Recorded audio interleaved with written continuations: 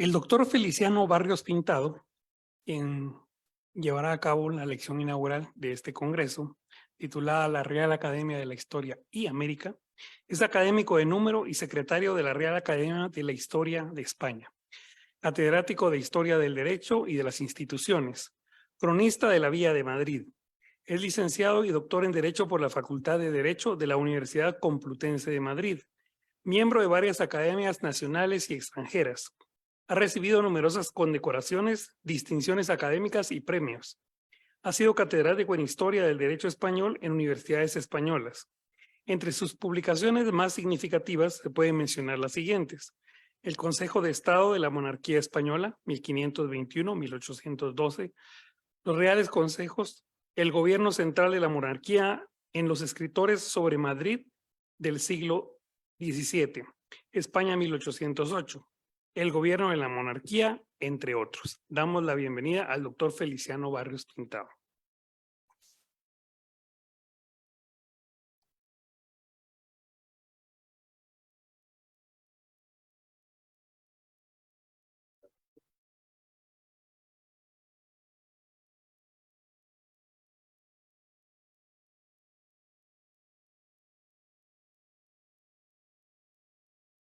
Buenos días.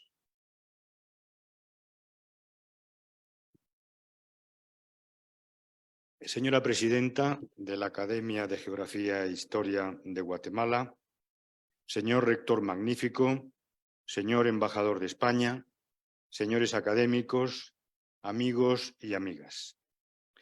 En primer lugar, mostrar el agradecimiento a la Academia de Geografía e Historia de Guatemala por invitarme a participar en este congreso conmemorativo. La Real Academia de la Historia quiere, con esta intervención mía, unirse a la conmemoración del centenario de la creación de la Academia de Geografía e Historia de Guatemala, institución con la que nos sentimos hermanados, tanto por nuestra común historia como por la colaboración en el presente que queremos proyectar hacia el futuro.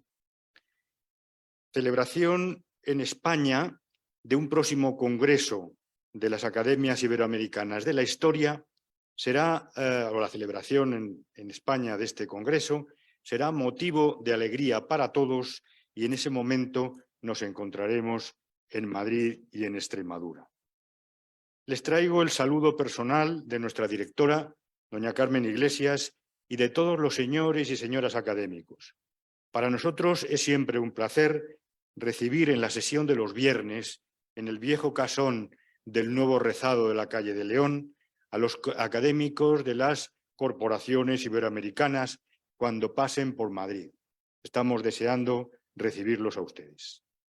La Real Academia de la Historia es una de las 10 academias que forman el Instituto de España.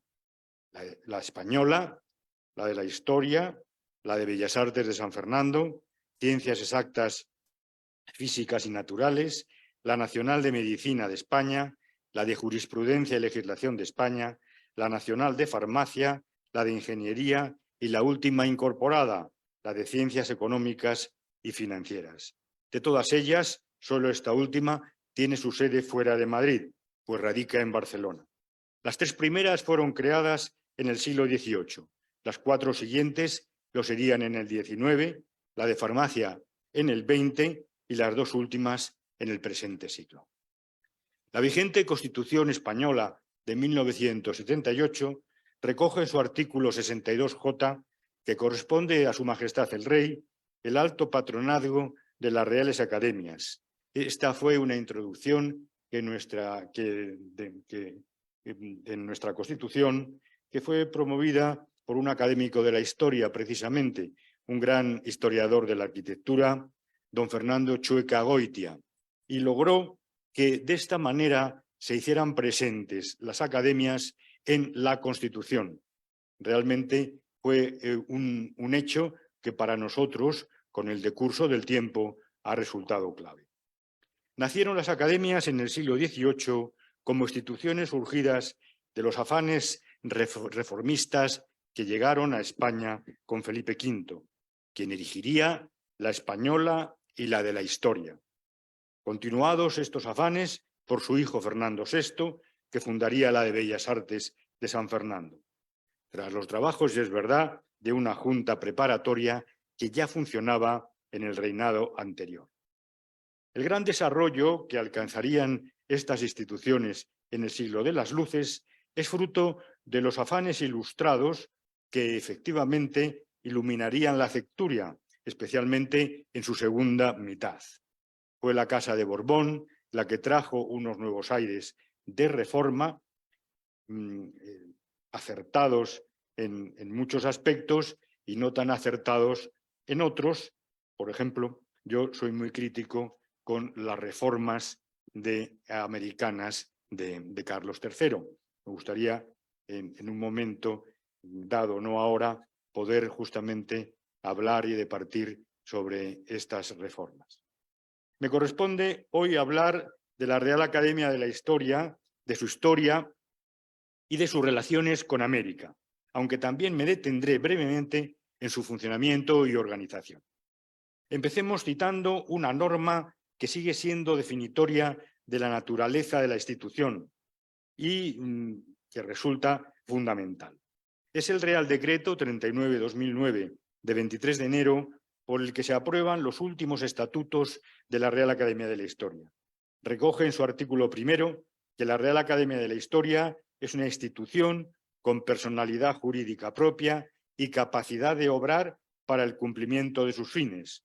Como tal instituto, su finalidad es ilustrar e investigar el pasado. Punto.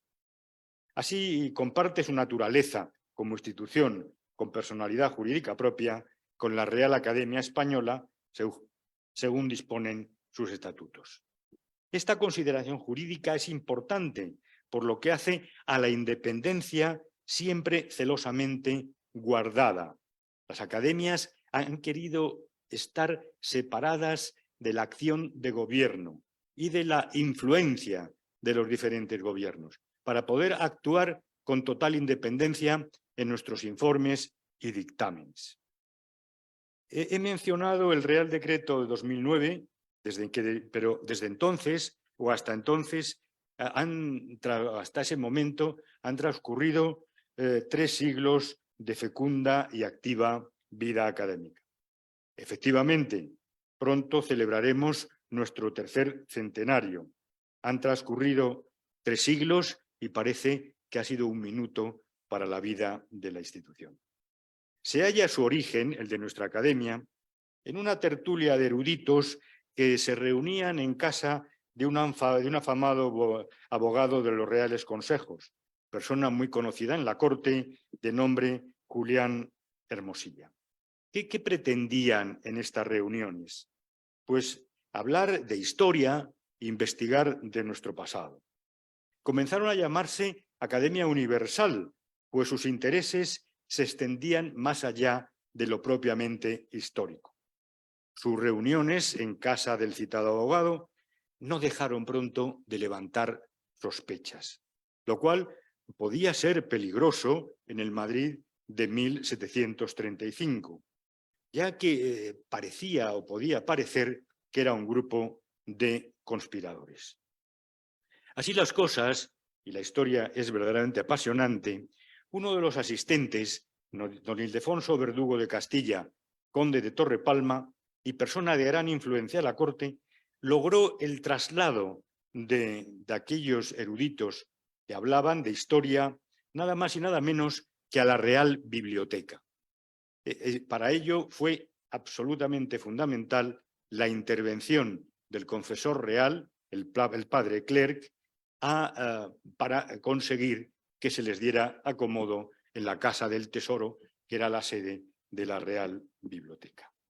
Se había conseguido con este traslado, la primera reunión de la Academia en la Biblioteca Real se hace el 14 de mayo de 1736, se había conseguido, digo, con este traslado, acercarse al trono y así hacerse visibles cerca del rey. Estaban los reunidos pendientes de lograr la aprobación real y esto supondría el anhelado reconocimiento.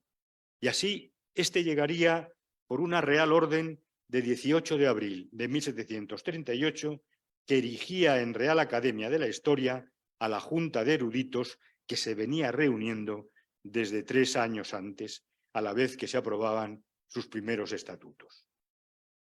Una Real Cédula, esta vez de 17 de junio del mismo año, venía a confirmarlos y disponía que se observase con los académicos los honores que gozaban los criados de la Real Casa, con todos los privilegios, gracias, prerrogativas, inmunidades y exenciones que gozan los que se hallan en actual servicio. Esta consideración de criados de la Real Casa, que todavía seguimos históricamente ostentando los académicos de número, tuvo una importancia tremenda, porque suponía que los académicos ya portaban un paraguas que les libraba de cualquier diluvio político. Estaban bajo el amparo del rey, que los consideraba propiamente sus criados. Contiene también la Real Cédula los objetivos de la Academia, que a partir de ese momento habrían de constituir su norte.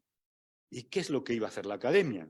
Pues su finalidad es funcionar aclarando la importante verdad de los sucesos, desterrando las fábulas introducidas por la ignorancia o por la malicia, y conduciendo al conocimiento de muchas cosas que, oscurecidas por la antigüedad, o bien ésta las tiene sepultadas.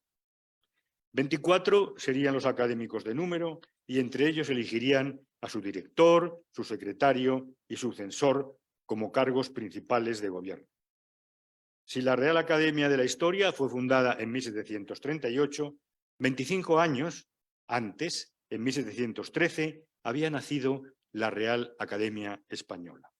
Su origen, como en el caso de la Historia, fue una reunión de literatos y estudiosos de la lengua que se reunían en la casa del Marqués de Villena, que sería además primer director de la Academia Española tras su creación. Sin embargo, este origen era distinto, porque mientras que los académicos de la Historia se reunían en casa de un abogado que no tenía fuerza en la corte, los académicos de la Española desde un primer momento gozaron de la protección regia y estaban libres de sospecha porque el Marqués de Villena era una persona muy cercana al trono.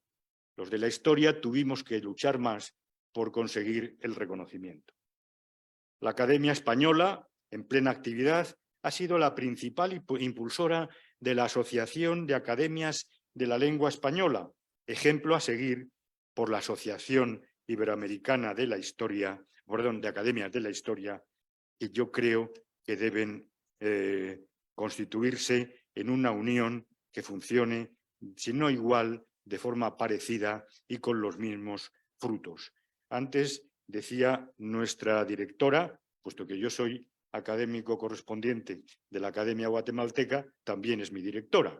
Pues antes decía nuestra directora de una unión de las academias centroamericanas. Bueno, yo sería mucho más ambicioso. Yo creo que la unión de academias de la Historia debe ser de todas las academias de habla hispana, de habla española y portuguesa, y funcionar de una manera de consumo, unidos en el logro de ciertos logros, que pueden ser muy modestos en principio, pero que pueden caminar hacia otros ya más ambiciosos. Y yo creo que en eso estamos. Nosotros nos proponemos organizar, como ya he dicho antes, el Congreso de Academias Iberoamericanas. Ese era el momento de constituir algo parecido a la ASALE en cuanto a sus logros. Eso sería para mí una gran ambición, y lo es de nuestra directora, que está volcada en este asunto. Creada la Real Academia de la Historia, cuando la monarquía era biemisférica, las Indias no podían ser ajenas al interés y preocupaciones de los señores académicos.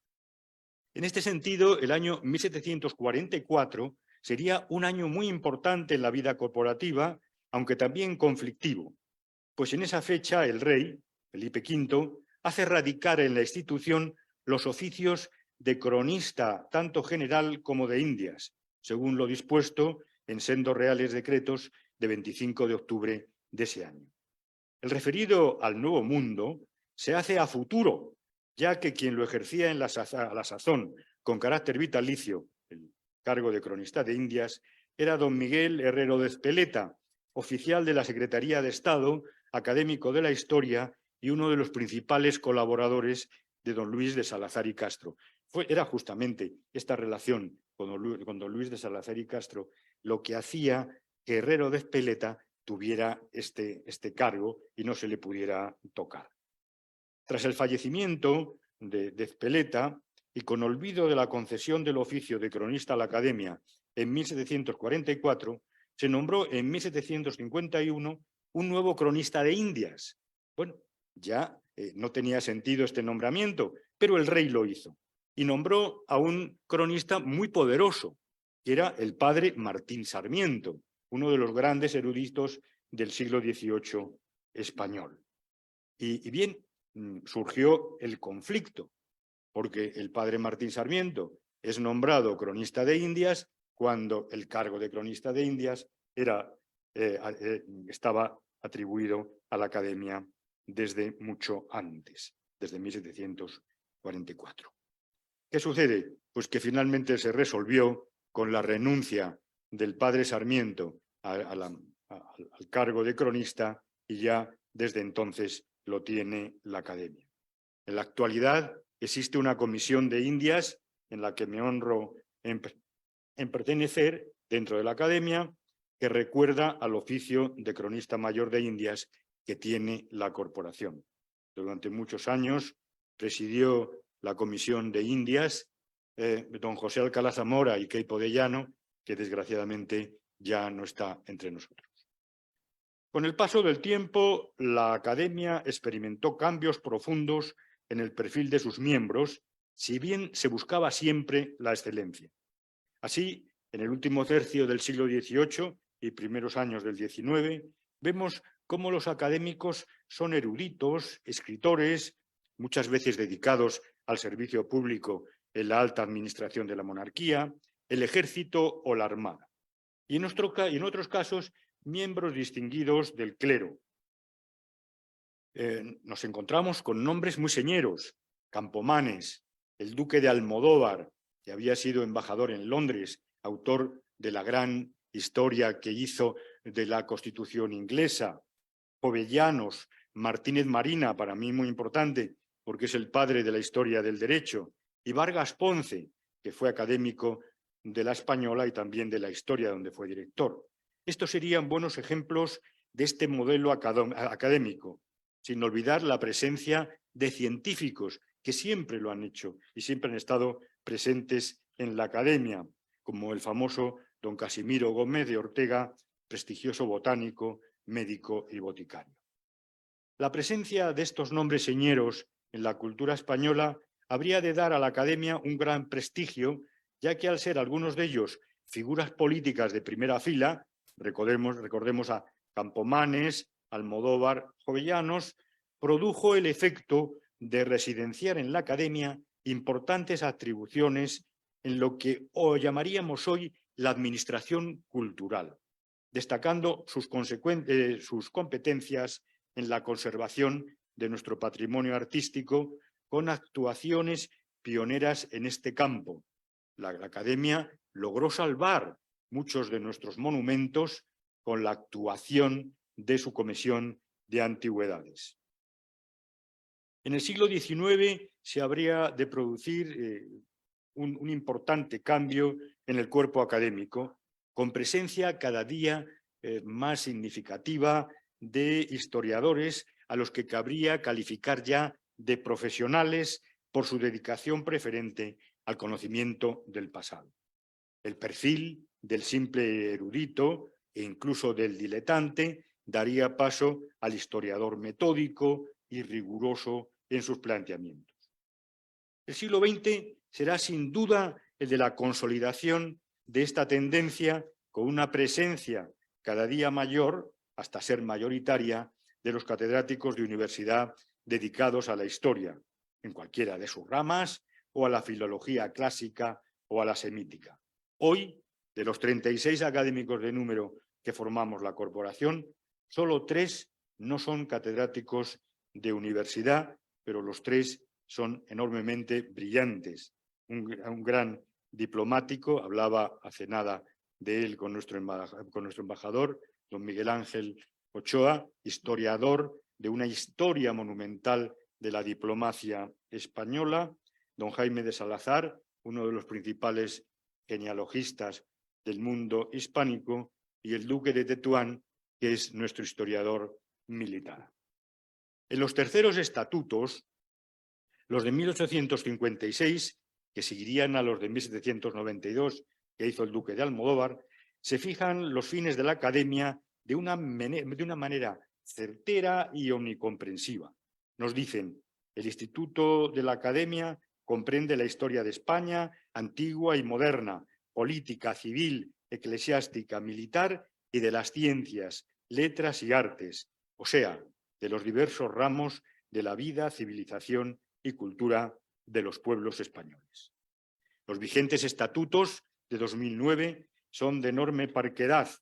Estos vigentes estatutos de 2009 son los que han quitado al secretario la condición de perpetuo, y nos ha convertido en eventuales. Son de enorme parquedad al decirnos en su artículo primero que su finalidad es ilustrar e investigar el pasado. En este sentido, y recogiendo el espíritu que anida tanto en los estatutos de 1856 como en los de 2009, la Academia busca, al elegir a sus miembros, cubrir las distintas especialidades, contando entre sus numerarios, aunque de algún modo lo mismo se podría decir de los académicos correspondientes, con prehistoriadores, cultivadores de la edad antigua, media, moderna y contemporánea, historiadores del derecho y de las instituciones, ahora somos dos, del arte y de la ciencia, además de destacados filólogos, resaltando la dilatada tradición de la Academia en los campos del arabismo y del hebraísmo. Dos arabistas y un hebraísta, un latinista y un helenista suelen estar presentes siempre en el cuerpo académico.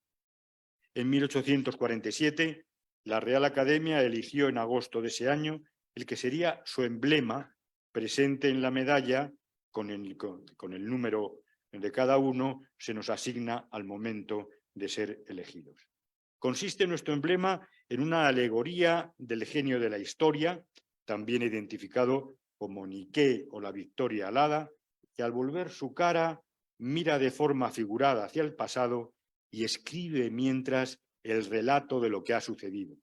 De forma simbólica, esta figura, este genio de la historia, asienta sus plantas sobre el suelo de España, representado por la salvia, la planta nacional, y un conejo, el animal nacional, entonces muy abundantes en el viejo solar hispano y que ya fue resaltado por los primeros viajeros fenicios.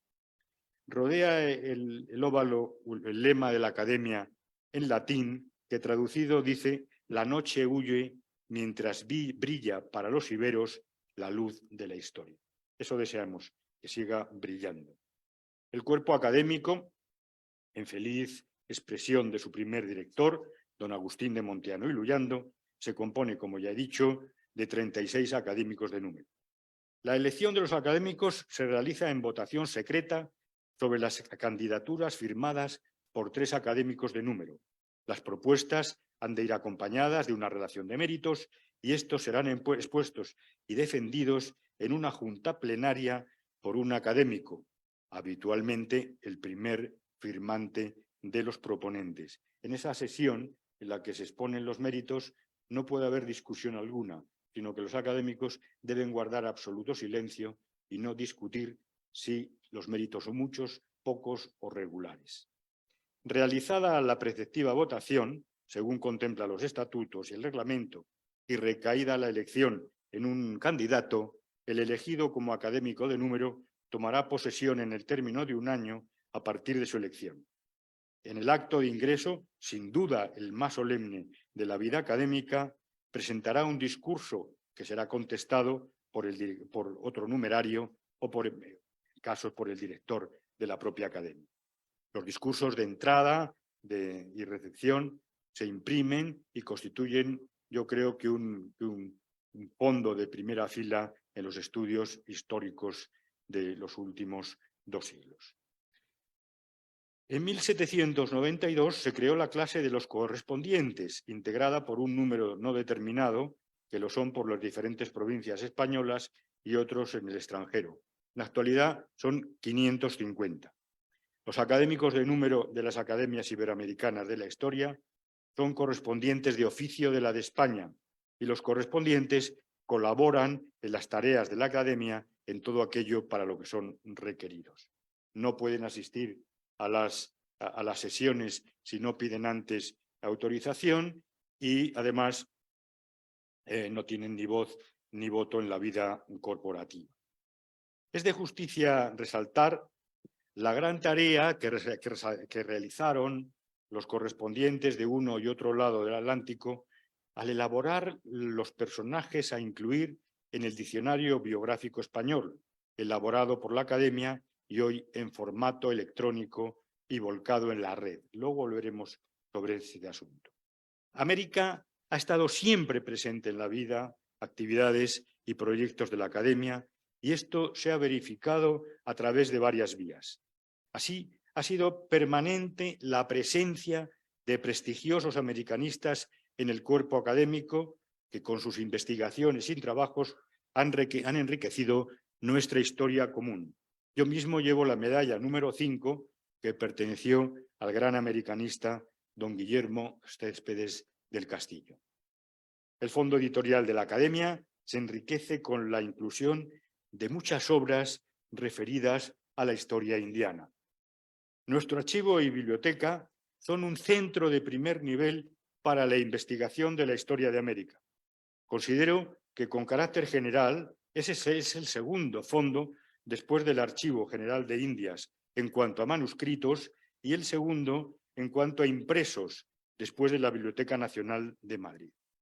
Efectivamente, nosotros atesoramos más de 1 millón de manuscritos y además también 650.000 volúmenes en absoluto y permanente crecimiento y ya de una manera preocupante porque las viudas de los académicos tienen muchísima prisa en deshacerse de las bibliotecas de sus maridos cuando estos desaparecen y pronto vemos llegar a camiones y aunque tenemos 8 pisos excavados en el antiguo Nuevo Rezado, la verdad es que nos estamos convirtiendo ya en una casa de esos viejos catedráticos en que ya no hay muebles, sino hay sillas temáticas, la silla Carlos IV, la silla Carlos III, donde están todos los libros.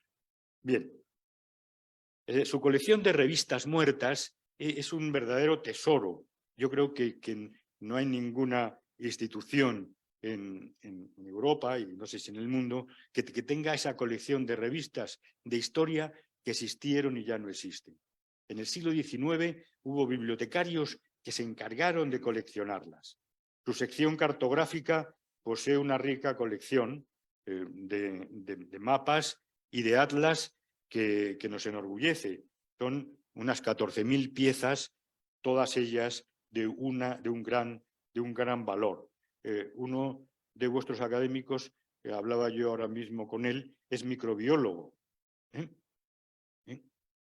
Pues bien, un microbiólogo de la Universidad de Valladolid que se dedicó, era un hombre de gran fortuna, se dedicó toda su vida a coleccionar mapas antiguos, nos acaba de regalar a la Academia una de las mejores colecciones de España, la colección Rodríguez Ayuso. Y hemos hecho una edición de todos sus mapas con un estudio de cada uno de ellos que se llama España en mapas y que yo voy a tener mucho gusto de enviar a la Academia para su biblioteca porque hay singulares piezas americanas. Yo humildemente también soy coleccionista de mapas antiguos y tengo una colección en cartografía holandesa del siglo XVII de todos los dominios de la monarquía, tanto de uno como de otro hemisferio, que cuando Dios me llame a su presencia, pues acabarán también en la Academia, igual que en mis libros. No tengo viuda, pero ya se encargarán mis sobrinos. Bueno, no es el lugar de enumerar todas las colecciones de manuscritos que custodia la Academia, pero no puedo dejar de citar algunas que son relevantes, estoy ya con el tiempo un poco medido, que son relevantes para la historia de América. Voy a pasar por alto la colección Mata Linares, que llegó a la Academia en 1851, perdón, la colección Salazar y Castro, que llega a la Academia en 1850, se compone de 1.498 volúmenes. Y aunque no es específicamente americana, ahí se puede sacar tanta genealogía americana, tantos datos que es importante. La colección Mata Linares, de la que les empecé a hablar, que llegó en 1851 por donación del Marqués del Socorro, tiene 125 volúmenes y es un tesoro americanista. Contiene más de 10.000 documentos reunidos por quien fue oidor de la Audiencia de Chile y después de la de Lima, y temporalmente abarca documentos del 16 al 18. Es quizá muy difícil encontrar algunos de ellos fuera de esta colección Mata Linares. Es un verdadero paraíso borgiano para el historiador de las instituciones, como es mi caso. Al recorrer su catálogo vemos desfilar la vida jurídica y social de los virreinatos del Perú, de Nueva España, del Río de la Plata y del Nuevo Reino de Granada. Su colección de cédulas reales es especialmente destacable. La colección que llamamos de Nueva España o Buturini, también procedente del Ministerio de Hacienda, y la colección se debe a los religiosos de la provincia del Santo Evangelio de México y fue hecha por el virrey Güemes y Orcasitas, subordinada por el virrey Güemes y Orcasitas, conde de Revillagigedo. Esta colección, por instrucción de Revillagigedo, contiene obras de geografía y de historia civil y eclesiástica fundamentales para la América meridional. La colección Bucareli, que tiene un enorme interés, contiene las copias de las cartas remitidas a la corte por la vía reservada por don Antonio Bucareli y Ursúa, el virrey de la Nueva España, desde 1771 hasta su muerte en la Ciudad de México en 1779. Son 103 volúmenes y está en proceso de catalogación. Los hispanos tenemos, que nos dedicamos a la historia, tenemos el mayor tesoro archivístico del mundo, porque nuestra monarquía fue una monarquía del papel. América no se defendió por las armas y con soldados. Las tropas de asiento en el territorio americano, lo saben ustedes mucho mejor que yo, eran mínimas. Los regimientos fijos eran nada para defender un mundo tan inmenso como era la América hispana. ¿Quién defendió a América? Los funcionarios, los empleados reales, el papel. Estamos ante una monarquía papelista y nos encontramos con que esa monarquía papelista además hacía cada papel por duplicado o por triplicado. Entonces, pues es el paraíso, porque lo que está en Indias también está en el Archivo General de Centroamérica, también está en el Archivo General de México. En Lima, bueno, en Lima los sucesos con la guerra con Chile hicieron que muchos estén en Santiago. El Archivo de Bogotá, el Archivo de la Inquisición en Cartagena de Indias, todo otro paraíso de papel donde podemos sumergirnos gracias a ese afán de que todo estuviera escrito y todo estuviera por duplicado. Otra colección es la colección del Conde de Cartagena, que tiene los papeles relativos a la independencia de Venezuela y Colombia, y recuerdan que don Pablo Morillo, conde de Cartagena, estuvo al mando del ejército expedicionario. La colección de jesuitas, importantísima para Filipinas. La colección Muñoz, que ingresa en la Academia en 1816, procedente de la Biblioteca Real. Tiene 76 volúmenes, pero también es un verdadero tesoro porque Carlos III le había encargado escribir la historia del Nuevo Mundo. Y la llamada colección América, que bueno, pues es una amalgama de obras de mayor o menor calidad, pero muy interesante y que recoge pues papeles e incluso algunos impresos de los siglos XVIII y principios del XIX.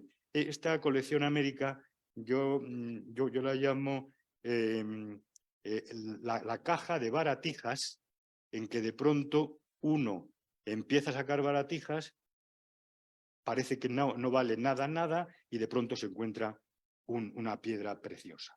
Bien, pero vayamos al siglo XXI, que es a lo que yo me quiero referir ahora brevísimamente.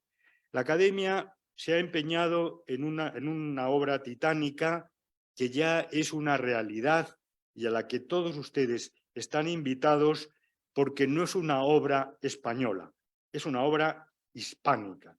Y así la hemos querido llamar. No hemos querido llamar Portal de Historia de España, sino que hemos querido llamar Portal de Historia Hispánica.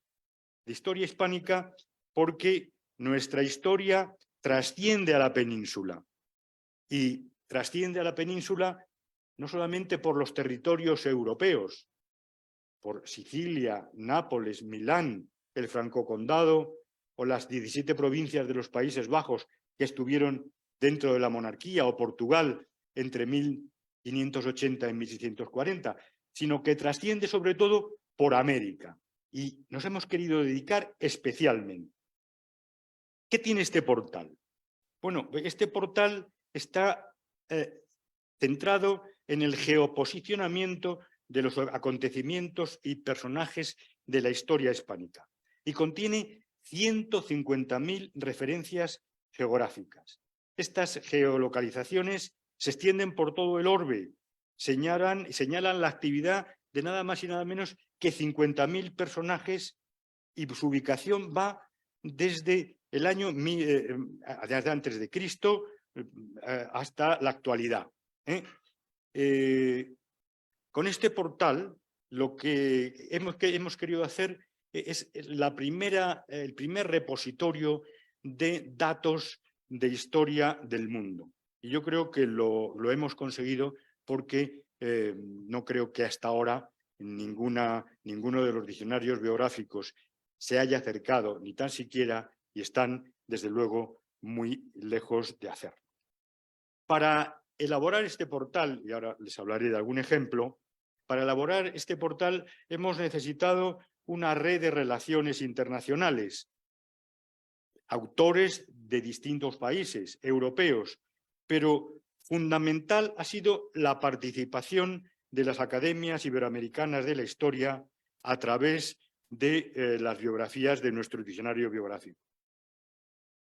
Este diccionario biográfico lo hemos puesto en relación con el Atlas Cronológico que en su momento editó la Academia en 2008 con el grupo SM.